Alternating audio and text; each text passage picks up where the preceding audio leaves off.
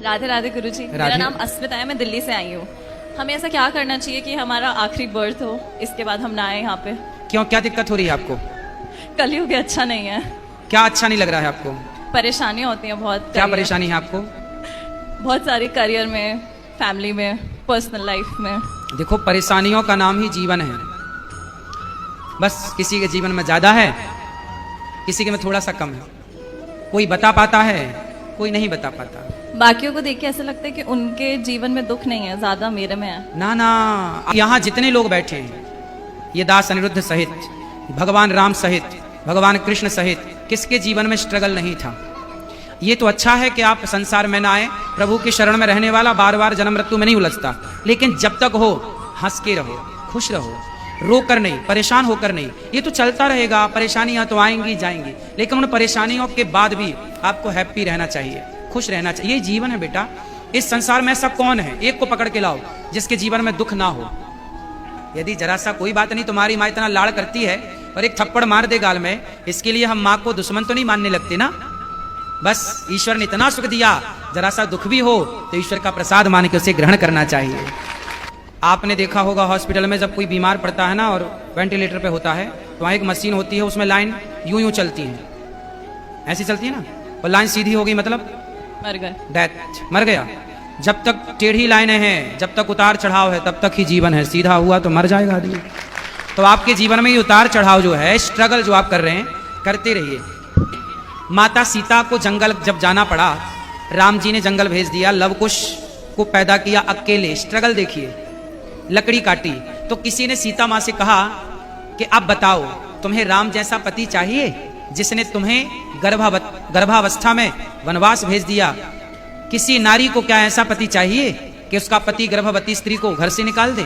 तब सीता माँ ने कहा, बहन, जब जब मेरा जन्म हो तब तब मुझे राम ही पति के रूप में प्राप्त हो। लोगों ने कहा कि तुम्हारा इतना कष्ट देने वाला राम तुम फिर से पति रूप में चाहती हो? सीता माँ ने कहा, कष्ट मुझे मिला, ये तो आप लोग मेरा कष्ट जरा सा देख रहे हैं। जो मुझे सुख मिला है राम को पाकर, जो सम्मान मिला है राम को पाकर, उस सम्मान, उस सुख के आगे ये दुख तो कुछ भी नहीं है। इसलिए मैं राम के उस सम्मान, आज जहां राम खड़े होते हैं वहां माता सीता खड़ी होती है। तो मैं राम जैसा पति क्यों ना चाहूं? मुझे जरा सा दुख मिल गया तो क्या मैं उस जरा से दुख के कारण अपने राम को छोड़ दूं? ना बेटा, जिस राम ने हमें इतना सुख दिया है, यदि जरा सा कोई बात नहीं तो क्यों कहना चाहिए ईश्वर को? तुम्हारी माँ ने बचपन में तुम्हें कभी मारा नहीं थप्पड़, इसलिए तुम्हें थप्पड़ का एहसास नहीं है बेटा। ईश्वर के थप्पड़ का एहसास भी काश होता आपको। ये मेरी बहन है, ये बहुत पिटी है, तो मैं कम पिटी हूँ घर में। कम पिटी हो मतलब पिटी तो हो? बहुत कम, हाँ। चलो अच्छा है। माँ जब आपको मारती है, अच्छा इनको मारती थी माँ, तो क्या इनकी दुश्मन है इनकी माँ?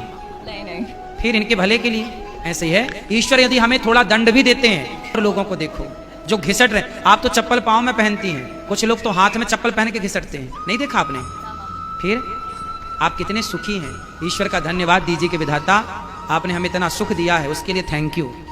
ठीक है, थैंक यू। आप बताओ कि आप सुखी हो कि दुखी हो? मैं सुखी हूँ, ये मुझे पता है। बस ऐसा है कि अब थक गए लाइफ से। फिर भी शिकायत? शायद से, मतलब ह्यूमन नेचर होती है कि ना। हाँ नहीं, बेटा हमेशा देखो, खुश ही रहते। यदि शिकायतें करने बैठेंगे तो सबकी शिकायतें हैं, लेकिन आपका चलो क्या दुख है बताओ। अच्छा कुछ कुछ कुछ बता दो। मतलब मैं बहुत कुछ करियर वाइज करना चाहती हूँ, वो हो नहीं रहा। ये दुख है। अरे किसी के घर में तबीयत खराब हो जाती है, या फिर ऐसे लोगों को देखो जिनके दोनों हाथ कट चुके हैं। जरा सोचो कि जिसके दोनों हाथ नहीं है और उसके घर में करने वाला कोई नहीं है और उसे प्यास लगी हो तो पानी कैसे पीता होगा? कभी आपने सोचा है? मैंने ऐसे लोगों को भी देखा है जिनके दोनों पांव और दोनों हाथ नहीं है।